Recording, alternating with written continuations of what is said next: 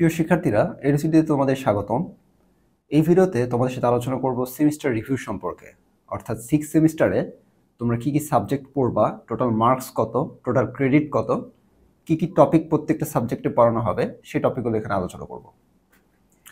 তো এখানে তোমাদের 6 সেমিস্টারের টোটাল সাবজেক্ট থাকবে হচ্ছে 6টা। এই পাশের যেগুলো দেখতে পাচ্ছ এগুলো হচ্ছে তোমাদের সাবজেক্ট কোড, প্রত্যেকটা সাবজেক্টের কোড তোমরা দেখতে পাচ্ছ। এবং এখানে তোমাদের programming in C, AC Machine 1, Transmission and Distribution of Electric Power 1, Electrical and Electronic Measurement 2, Communication Engineering এবং Environmental Science, এরকম টোটাল 6টি সাবজেক্ট এখানে পড়বা। এই সাবজেক্টের পাশে তোমরা ক্রেডিট দেখতে পাচ্ছ, অর্থাৎ প্রোগ্রামিং ইন সি 3 ক্রেডিট, এরকমভাবে প্রত্যেকটা সাবজেক্টের ক্রেডিট দেখতে পাচ্ছ। টোটাল ক্রেডিট হচ্ছে তোমাদের 21 ক্রেডিটের পরীক্ষা হবে। এখানে প্রত্যেকটা ক্রেডিটের জন্য 50 মার্কস করে থাকবে, তাহলে 3 ক্রেডিটের জন্য কত হবে? 150 মার্কসের পরীক্ষা হবে। এরকম 4 ক্রেডিটের জন্য 200 মার্কসের পরীক্ষা হবে, 3 ক্রেডিটের জন্য 150 মার্কসের পরীক্ষা হবে।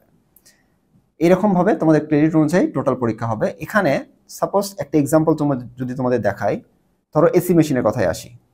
ক্রেডিট হচ্ছে 4, টোটাল পরীক্ষা হচ্ছে 200। 200-র মধ্যে 90 হচ্ছে তোমাদের রিটার্ন, অর্থাৎ তোমাদের ফাইনালে যে রিটার্ন পরীক্ষা তোমরা দাও সেটা হচ্ছে 90 মার্কস থাকবে।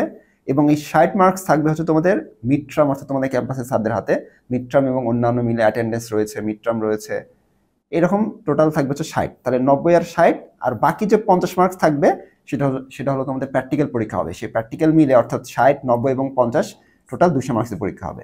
এরকমভাবে কিন্তু প্রত্যেকটা সাবজেক্ট ভাগ করা রয়েছে। টোটাল তাহলে ক্রেডিট হলো 21 এবং টোটাল পরীক্ষা হবে কত? 1050 মার্কসের এই 6 সেমিস্টারে। তো শুরুতে প্রোগ্রামিং ইন সি এই সাবজেক্টের তোমরা পরীক্ষা দিবা 150 মার্কসের। এখানে প্র্যাকটিক্যাল থাকবে হচ্ছে 50 মার্কসের। এখানে তোমাদের রিটার্ন পরীক্ষা হচ্ছে 60 মার্কসের এবং মিড টার্ম এবং আদার্স যেগুলো রয়েছে সেগুলো মিলে হবে হচ্ছে তোমাদের 40 মার্কস থাকবে। এই হচ্ছে টোটাল 150 মার্কসের পরীক্ষা এখানে হবে। এখানে তোমরা টোটাল 10টি অধ্যায় পড়বা। তার মধ্যে প্রথম অধ্যায়ে তোমরা যেমন দেখো ফান্ডামেন্টালস অফ সি প্রোগ্রামিং এর বেসিক এখানে পড়বা। দেন ডেটা টাইপ, কনস্ট্যান্ট এবং ভেরিয়েবলগুলো কি, কনস্ট্যান্ট কি, এই টপিকগুলো এখানে পড়বা। অপারেশন অ্যান্ড এক্সপ্রেশন সম্পর্কে এখানে পড়বা। ইনপুট এবং আউটপুট অপারেশন সম্পর্কে এখানে পড়বা। দেন বিভিন্ন লুপ স্টেটমেন্ট পড়বা। অ্যারে এবং পয়েন্টার সম্পর্কে এখানে পড়বা। তোমরা ফাংশন রয়েছে, ফাইল অপারেশন, এরকমভাবে টোটাল 10টা অধ্যায় তোমরা সি প্রোগ্রামিংয়ে পড়বা। এখন আসা হচ্ছে এসি মেশিন 1। এসি মেশিন 1 সাবজেক্টের টোটাল পরীক্ষা হচ্ছে 200 মার্কসের এবং এখানে প্র্যাকটিক্যাল থাকবে হচ্ছে 50, 90 মার্কস থাকবে হচ্ছে তোমাদের ফাইনাল যে এক্সাম হবে রিটার্ন সেটা, আর 60 মার্কস থাকবে হচ্ছে তোমাদের মিড টার্ম, অ্যাটেন্ডেন্স ইত্যাদি মিলে থাকবে হচ্ছে 60 মার্কস। এই টোটাল হচ্ছে 200 মার্কসের পরীক্ষা এখানে হবে। এবং এই সাবজেক্টের এসি মেশিন 1 সাবজেক্টের টোটাল অধ্যায় থাকবে হচ্ছে 15টি। টোটাল কয়টা অধ্যায় থাকবে? 15টা অধ্যায় থাকবে। প্রথম অধ্যায়ে তোমরা পড়বে হচ্ছে working principal and construction of transformer. ট্রান্সফরমারের কনস্ট্রাকশনটা কি, এটা কিভাবে কাজ করে, প্রাইমারি ওয়াইন্ডিং কি, সেকেন্ডারি ওয়াইন্ডিং কি, প্রাইমারি ভোল্টেজ কি, সেকেন্ডারি ভোল্টেজ কি, প্রাইমারি পাওয়ার কি, সেকেন্ডারি পাওয়ার কি, এই বেসিক ইকুয়েশনগুলো, বেসিক জিনিসগুলো তোমরা এখানে পড়বা। দেন দ্বিতীয় অধ্যায় ইএমএফ ইকুয়েশন, ট্রান্সফরমেশন রেশিও এবং লসেস অফ ট্রান্সফরমার। ট্রান্সফরমারের ইএমএফ ইকুয়েশনের সূত্রটা কি, কিভাবে এটা প্রতিপাদন করতে হয়, ট্রান্সফরমেশন রেশিওটা কি, অর্থাৎ V1/V2 এই বিষয়গুলো কি, ট্রান্সফরমেশন রেশিওর বিষয়গুলো কি, ট্রান্সফরমারের লসগুলো কি কি কি কি টাইপের লস হতে থাকে, core loss, copper loss, winding loss, এই লসগুলো তোমরা এখানে পড়বা।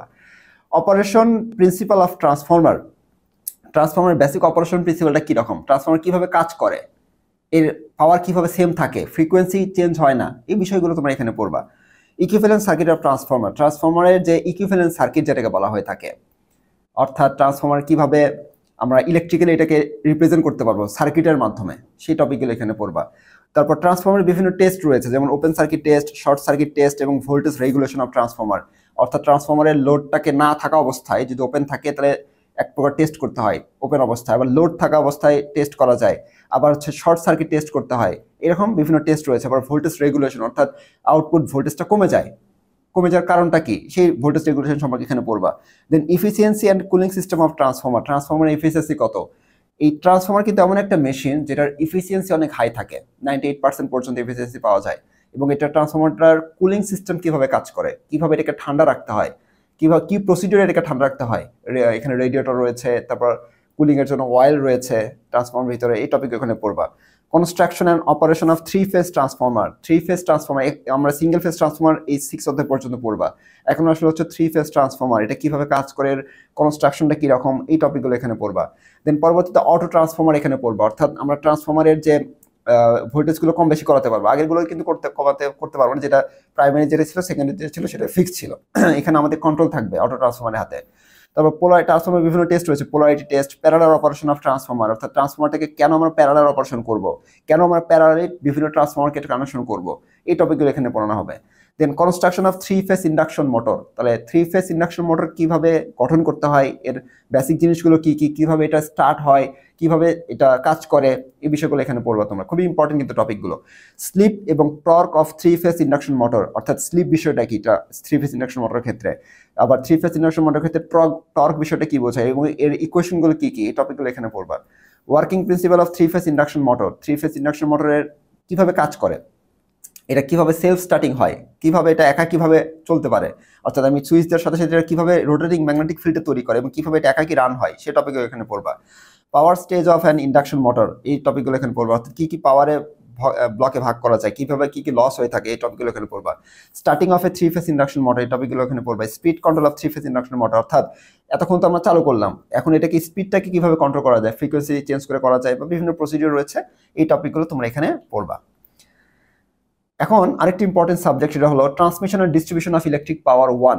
এই সাবজেক্টের টোটাল পরীক্ষা হবে হচ্ছে 200 মার্কসের, এবং এখানে প্র্যাকটিক্যাল থাকবে হচ্ছে 50, এবং তোমাদের রিটার্ন থাকবে হচ্ছে 90 মার্কসের, এবং 60 মার্কস থাকবে হচ্ছে মিড টার্ম এবং অন্যান্য মিলে। তো এই ট্রান্সমিশন এবং ডিস্ট্রিবিউশন অফ ইলেকট্রিক পাওয়ারের টোটাল থাকবে হচ্ছে 15টি অধ্যায়, এবং 15টি অধ্যায়ের মধ্যে প্রথম অধ্যায়ে তোমরা পড়বা হচ্ছে transmission system of electrical power, অর্থাৎ ইলেকট্রিক্যাল পাওয়ারটাকে কিভাবে ট্রান্সফার করতে হয়, ট্রান্সমিশন করতে হয়, অর্থাৎ ভোল্টেজ আপ করে কিভাবে ট্রান্সমিশন করতে হয়, এই টপিকগুলো এখানে পড়বা। Different aspects of transmission system, transmission সিস্টেমের বিভিন্ন ক্যাটাগরি রয়েছে, সেই টপিকগুলো এখানে পড়বা।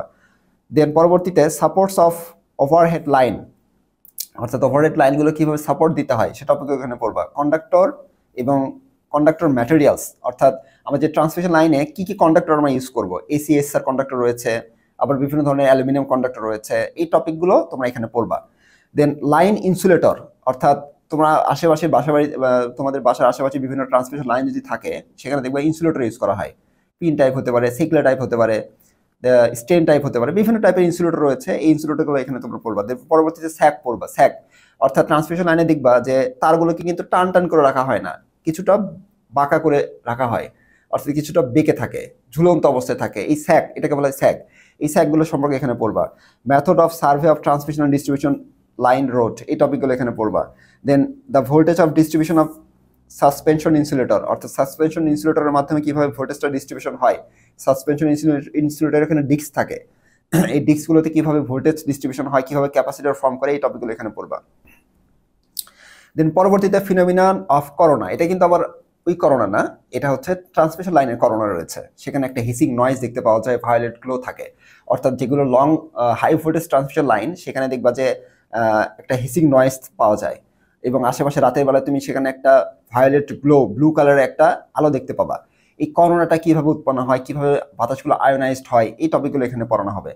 দেন পরবর্তীতে তোমাদের towers and drawings of কন্ডাক্টরস and overhead line, অর্থাৎ কিভাবে টাওয়ারগুলো ডিজাইন করতে হয়, কত ভোল্টের জন্য কত কীরকম টাওয়ার তোমাকে রাখতে হবে, এবং টাওয়ারের যে ড্রয়িংগুলো কীরকম, কন্ডাক্টরটা কিভাবে স্থাপন করতে হবে, এই টপিকগুলো এখানে পড়বা। রেজিস্ট্যান্স অফ লাইন কন্ডাক্টর, অর্থাৎ এই যে ট্রান্সমিশন লাইন যেটা রয়েছে তার তো অবশ্যই নির্দিষ্ট একটা রেজিস্ট্যান্স রয়েছে, এই রেজিস্ট্যান্সগুলো কনসেন্ট্রেট করে, অর্থাৎ একটা নির্দিষ্ট পয়েন্টে নিয়ে এসে কীভাবে ক্যালকুলেশন করতে হয়, অর্থাৎ টোটাল কন্ডাক্টরের যে রোধ, সেই রোধগুলো কীভাবে ক্যালকুলেশন করতে হয়, সেটা তোমরা এখানে সেগুলো পড়বা। Then skin effect of transmission line, অর্থাৎ ট্রান্সমিশন লাইনে ধরো এটা হচ্ছে একটা কন্ডাক্টর, কন্ডাক্টরের ভিতর দিয়ে কারেন্ট প্রবাহিত হওয়ার কথা ছিল, ডিসি কারেন্ট হলে কি হতো, সব কারেন্ট ইলেকট্রনগুলো সমানভাবে প্রত্যেকটা জায়গা দিয়ে প্রবাহিত হতো, কিন্তু এসি কারেন্টের ক্ষেত্রে কি হয় যে মাঝখান দিয়ে কোনো ইলেকট্রন প্রবাহিত হয় না, সারফেস দিয়ে প্রবাহিত হয়, অর্থাৎ ইলেকট্রনগুলো সারফেস দিয়ে প্রবাহিত হয়, মাঝখান বরাবর খুব একটা ইলেকট্রন প্রবাহিত হয় না, এটা হচ্ছে স্কিন ইফেক্ট। সেই স্কিন ইফেক্ট টপিকগুলো তোমরা এখানে পড়বে, এগুলো কিন্তু ভাইবাতেও তোমাদের কোশ্চেন করা হয়, স্কিন ইফেক্ট বিষয়গুলো, এগুলো কিন্তু important. Then effect of inductance on transmission line, অর্থাৎ ট্রান্সমিশন লাইনের রেজিস্ট্যান্সের সাথে সাথে একটা ইন্ডাকটেন্স ফর্ম করে, কারণ কোনো একটা তারের ভিতর দিয়ে যখন তুমি কারেন্ট প্রবাহিত করা হয় তখন আশেপাশে একটা ম্যাগনেটিক ফিল্ড তৈরি হয়, অর্থাৎ ইন্ডাক্টরের মতো আচরণ করে, যার কারণে এখানে আমাদের ট্রান্সমিশন লাইনে একটা ইন্ডাক্টর ফর্ম করে, সেটাকে লাম্পড বা কনসেন্ট্রেট করে এটাকে ক্যালকুলেশন করতে হয়, সেই টপিকগুলো এখানে পড়বা। Then effect of capacitance of overhead transmission line, অর্থাৎ ট্রান্সমিশন লাইনে কিন্তু রেজিস্ট্যান্স সাথে ইন্ডাকটেন্স এবং ক্যাপাসিটেন্সও ফর্ম করে, অর্থাৎ প্রত্যেকটা দুইটা ট্রান্সমিশন লাইন, ধরো এটা হচ্ছে একটা ট্রান্সমিশন লাইন, নিচে আরেকটা ট্রান্সমিশন লাইন রয়েছে, দুইটার মাঝখানে কিন্তু একটা ক্যাপাসিটর ফর্ম করে। কারণ হচ্ছে এটা হচ্ছে একটা কন্ডাক্টর, নিচে আরেকটা কন্ডাক্টর, মাঝখানে কি বাতাস মানে ইনসুলেটর রয়েছে, যার কারণে এখানে একটা ক্যাপাসিটর ফর্ম করে। এই টপিকগুলো তোমরা এখানে পড়বা। দেন পরবর্তীতে voltage regulation and efficiency of short transmission line, অর্থাৎ কিভাবে আমি সেন্ডিং এন্ড এবং রিসিভিং এন্ডের মধ্যে ভোল্টেজ পার্থক্য থাকে, এবং ট্রান্সমিশন লাইনের ক্ষেত্রে শর্ট ট্রান্সমিশন লাইনের ক্ষেত্রে কিভাবে ইফিসিয়েন্সিটা কাজ করে, কিভাবে ইফিসিয়েন্সির ইকুয়েশনটা কি, এই টপিকগুলো তোমরা এখানে পড়বা। দেন আরেকটা সাবজেক্ট সেটা হলো ইলেকট্রিক্যাল অ্যান্ড ইলেকট্রনিক মেজারমেন্ট 2। এই সাবজেক্টের টোটাল মার্কস থাকবে হচ্ছে 150 মার্কসের, প্র্যাকটিক্যাল থাকবে হচ্ছে 50, এবং তোমাদের রিটার্ন হবে হচ্ছে 60 মার্কসের, এবং 40 মার্কস থাকবে হচ্ছে মিড টার্ম এবং অন্যান্য মিলে। এই সাবজেক্টে টোটাল 10টি অধ্যায় রয়েছে। তার ভিতরে তোমরা প্রথমে পড়বে হচ্ছে রেঞ্জ এক্সটেনশন অফ ইনস্ট্রুমেন্ট, অর্থাৎ ইনস্ট্রুমেন্ট যে যন্ত্রগুলো তোমাদের রয়েছে ল্যাবরেটরিতে সেগুলো রেঞ্জ কতটুকু হয়ে থাকে সেই টপিকগুলো এখানে পড়বা। ইনস্ট্রুমেন্ট ট্রান্সফর্মার সম্পর্কে এখানে পড়বা, অর্থাৎ ইনস্ট্রুমেন্ট ট্রান্সফর্মারের ভিতরে থাকবে হচ্ছে পটেনশিয়াল ট্রান্সফর্মার, কারেন্ট ট্রান্সফর্মার, আর পটেনশিয়াল ট্রান্সফর্মার কীভাবে কানেকশন করতে হয়, কারেন্ট ট্রান্সফর্মার কীভাবে কানেকশন করতে হয়, এগুলো কোথায় ইউজ করা হয়, কি কেন ইউজ করা হয়, এই টপিকগুলো এখানে পড়বা। মেজারমেন্ট অফ লো রেজিস্ট্যান্স, অর্থাৎ ছোট ছোট লো রেজিস্ট্যান্স যেগুলো রয়েছে এগুলো কিভাবে মেজারমেন্ট করতে হয়, মাল্টিমিটার অ্যাভোমিটার রয়েছে, এগুলোর মাধ্যমে কিভাবে মেজারমেন্ট করতে হয় এই টপিকগুলো এখানে পড়বা। মেজারমেন্ট অফ মিডিয়াম রেজিস্ট্যান্স, অর্থাৎ মিডিয়াম রেজিস্ট্যান্সগুলো কিভাবে মাপতে হয় এই টপিকগুলো এখানে পড়বা। মেজারমেন্ট অফ হাই রেজিস্ট্যান্স, তাহলে এগুলো কিন্তু আলাদা আলাদা ভাবে মেজারমেন্ট করতে হয়। তুমি যদি লো রেজিস্ট্যান্সের মেজারমেন্টের ইকুইপমেন্টটা যদি তুমি হাই রেজিস্ট্যান্স মেজার করতে ইউজ করো তাহলে কিন্তু ইকুইপমেন্টটা নষ্ট হয়ে যাবে, সেজন্য এরকম ভাগ করা থাকে। অ্যানালগ এন্ড ডিজিটাল মাল্টিমিটার সম্পর্কে তোমরা এখানে পড়বা, অর্থাৎ অ্যানালগ মাল্টিমিটার কি, ডিজিটাল মাল্টিমিটার কি, এগুলো কিভাবে কাজ করে, কিভাবে ডিজাইন করতে হয়, এই টপিকগুলো এখানে পড়বা। Measurement of frequency by analog frequency meter, অর্থাৎ অ্যানালগ ফ্রিকোয়েন্সি মিটার রয়েছে, এটার মাধ্যমে কিভাবে কোনো একটা লাইনের ফ্রিকোয়েন্সি মেজার করতে হয় এই টপিকগুলো এখানে পড়বা। Operation of digital frequency meter, অর্থাৎ অ্যানালগ মিটার দিয়েও আমরা ফ্রিকোয়েন্সি মাপতে পারবো, অথবা ডিজিটাল ফ্রিকোয়েন্সি মিটার দিয়ে আমরা ফ্রিকোয়েন্সি মাপতে পারবো, এই টপিকগুলো তোমরা এখানে পড়বা। দেন পরবর্তীতে construction and principle of operation of analog and digital power factor meter. Power factor meter সেটা অ্যানালগ হতে পারে, ডিজিটাল হতে পারে, এই টপিকগুলো এখানে তোমরা পড়বা। Principle of high voltage measurement and testing, অর্থাৎ হাই ভোল্টেজ কিভাবে মেজার করতে হয় এবং এটি কিভাবে টেস্টিং করতে হয় এই টপিকগুলো তোমরা এখানে পড়বা। এখন আসো যে কমিউনিকেশন ইঞ্জিনিয়ারিং এই সাবজেক্টের টোটাল মার্কস থাকবে হচ্ছে 200 মার্কসের, এবং এখানে প্র্যাকটিক্যাল থাকবে হচ্ছে 50, থিওরি থাকবে অর্থাৎ রিটার্ন থাকবে হচ্ছে 90 মার্কসের, এবং মিড টার্ম অ্যাটেন্ডেন্স অন্যান্য মিলে থাকবে হচ্ছে 60 মার্কসের। এখানে তোমাদের টোটাল 10টি অধ্যায় রয়েছে, এবং কমিউনিকেশন সিস্টেমের শুরুতে তোমরা পড়বে হচ্ছে বেসিক অফ কমিউনিকেশন, অর্থাৎ কমিউনিকেশনের বেসিকটা কি। এটা কিন্তু আবার আমাদের সাধারণ যে ল্যাঙ্গুয়েজ কমিউনিকেশন এটা কিন্তু না, এই কমিউনিকেশনটা হচ্ছে আমাদের সিগন্যাল কমিউনিকেশন। অর্থাৎ আমি যে ধরো এখানে আমার একটা মোবাইল রয়েছে, এই মোবাইলে আমি কথা বলতেছি, সেই কথাটা ধরো লং ডিস্টেন্সে ট্রান্সফার হয়ে যাচ্ছে বাতাসের মাধ্যমে, এটা কিভাবে ট্রান্সফার হচ্ছে এই প্রসেসটা তোমরা এখানে পড়বা। প্রথম অধ্যায়ে তোমরা বেসিক ব্লক ডায়াগ্রাম পড়বা, অর্থাৎ আমি যে কথাটা বলবো এই কথাটা কিভাবে আমি বাতাসের মাধ্যমে রেডিও ফ্রিকোয়েন্সি বলো বা অন্যান্য ফ্রিকোয়েন্সিতে হাই ফ্রিকোয়েন্সিতে কনভার্ট করে এটাকে আমি কিভাবে ট্রান্সফার করব, এই টপিকগুলো তোমরা এখানে পড়বা। প্রথমে পড়বো হচ্ছে বেসিক, এটা কিভাবে সিগন্যালটা ট্রান্সফার করতে হয়, এর কি কি ব্লক ইউজ করা হয় এখানে, এই টপিকগুলো এখানে পড়বা। দেন সেকেন্ড অধ্যায়ে তোমরা signal and noise in telecommunication system, অর্থাৎ আমি যে কথাটা বললাম এই কথাটা যখন আমি মোবাইলের মাধ্যমে এটাকে হাই ফ্রিকোয়েন্সিতে কনভার্ট করে ট্রান্সফার করব, বাতাসের মধ্যে দেখা যাচ্ছে এখানে কিছু নয়েজ অ্যাড হয়ে যায়, তাহলে এই নয়েজটা কী রকমের, নেচারটা কী রকম, এটাকে কীভাবে আমি ক্যান্সেল আউট করতে পারি, এই টপিকগুলো তোমরা এখানে পড়বা। দেন মডুলেশন সম্পর্কে এখানে পড়বা, অর্থাৎ এখানে বিভিন্ন ধরনের মডুলেশন রয়েছে, amplitude modulation, frequency modulation, phase modulation, কেন মডুলেশন করা হচ্ছে, মডুলেশনের মাধ্যমে কিন্তু অ্যাকচুয়ালি সিগন্যালটা ট্রান্সফার করা হয়, তো এই বেসিক মডুলেশনগুলো তোমরা এখানে পড়বা। দেন মডুলেটর এবং ডিমডুলেটর সম্পর্কে এখানে পড়বা। রেডিও ট্রান্সমিটার, কিভাবে রেডিও সিগন্যালটা ট্রান্সমিট করতে হয়, কিভাবে এই রেডিও সিগন্যালটা রিসিভ করতে হয়, এই টপিকগুলো এখানে পড়বা। দেন মাল্টিপ্লেক্সিং এবং মাল্টিপল অ্যাক্সেস টেকনিক, এই টপিকগুলো এখানে পড়বা। ডিজিটাল কমিউনিকেশন কিভাবে করতে হয়, অর্থাৎ সিগন্যালটা অ্যানালগ হতে পারে, অ্যানালগ কমিউনিকেশন হতে পারে, অথবা ডিজিটাল কমিউনিকেশন হতে পারে। ডিজিটাল হলে 0 এবং 1, হাই এবং লো এর মাধ্যমে এটাকে ট্রান্সমিট করতে হয়, এই টপিকগুলো তোমরা এখানে পড়বা। দেন অপটিক্যাল ফাইবারের মাধ্যমে কিভাবে এক জায়গা থেকে আরেক জায়গায় সিগন্যালটা ট্রান্সফার করতে হয়, কিভাবে দুইটা জায়গার মধ্যে কমিউনিকেশন করতে হয়, তথ্য আদান প্রদান করা যায়, সেই টপিকগুলো এখানে পড়বা। দেন পরবর্তীতে সবার শেষে স্যাটেলাইট এবং মোবাইল কমিউনিকেশন, এই টপিকটা তোমরা এখানে পড়বা। আরেকটি সাবজেক্ট সেটা হচ্ছে এনভায়রনমেন্টাল স্টাডিজ, সেটার টোটাল মার্কস থাকবে হচ্ছে 150 মার্কসের, এর মধ্যে প্র্যাকটিক্যাল থাকবে হচ্ছে 50, আর 60 মার্কস থাকবে হচ্ছে তোমাদের ফাইনাল রিটার্ন এক্সাম, এবং 40 মার্কস থাকবে হচ্ছে মিড টার্ম এবং অন্যান্য মিলে। তো এখানে তোমাদের এই সাবজেক্টের টোটাল 10টি অধ্যায় রয়েছে। তার ভিতরে প্রথম অধ্যায়ে তোমরা ইন্ট্রোডাকশন অফ এনভায়রনমেন্টাল স্টাডিজ অর্থাৎ এনভায়রনমেন্ট সম্পর্কে তোমরা বেসিক যে ইন্ট্রোডাকশন সেটা এখানে পাবা। দেন পরবর্তীতে ইকোলজি এবং ইকোসিস্টেম সম্পর্কে তোমরা এখানে আইডিয়া পাবা। ইকোসিস্টেম সম্পর্কে তোমরা ক্লাস 9-10 পড়ে এসেছো, সেই টপিকগুলো তোমরা এখানে পড়বা। দেন পরবর্তীতে global and national environmental issue, এই টপিকগুলো এখানে পড়বা।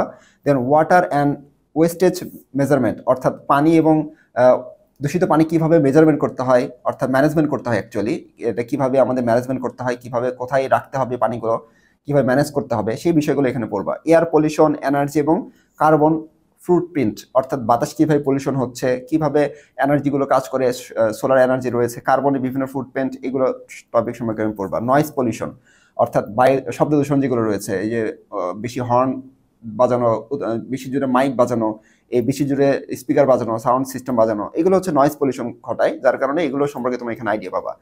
তারপর সয়েল পলিউশন পাবা, তারপর পড়বা এখানে। তারপর সলিড ওয়েস্ট ম্যানেজমেন্ট অর্থাৎ এই যে ওয়েস্ট যে পদার্থগুলো রয়েছে, যেগুলো সলিড কঠিন কঠিন যে বজ্রগুলো রয়েছে, সেগুলো কিভাবে ম্যানেজমেন্ট করতে হয়, কিভাবে পরিশোধন করা যায়, এই বিষয়গুলো এখানে পড়বা। কেমিক্যাল ম্যানেজমেন্ট অর্থাৎ ইন্ডাস্ট্রি থেকে যে দূষিত কেমিক্যাল পদার্থগুলো বের হচ্ছে এবং এগুলো বিভিন্ন নদীতে পড়তেছে এবং যার ফলে মাছের কিন্তু অনেক ক্ষতি হয়ে যাচ্ছে বা আমাদের ওয়াটারগুলো কিন্তু দূষিত হচ্ছে, এই কেমিক্যালের কারণে কিভাবে দূষিত হচ্ছে এবং এটা কিভাবে ম্যানেজমেন্ট করা যায়, এই টপিকগুলো এখানে পড়বা।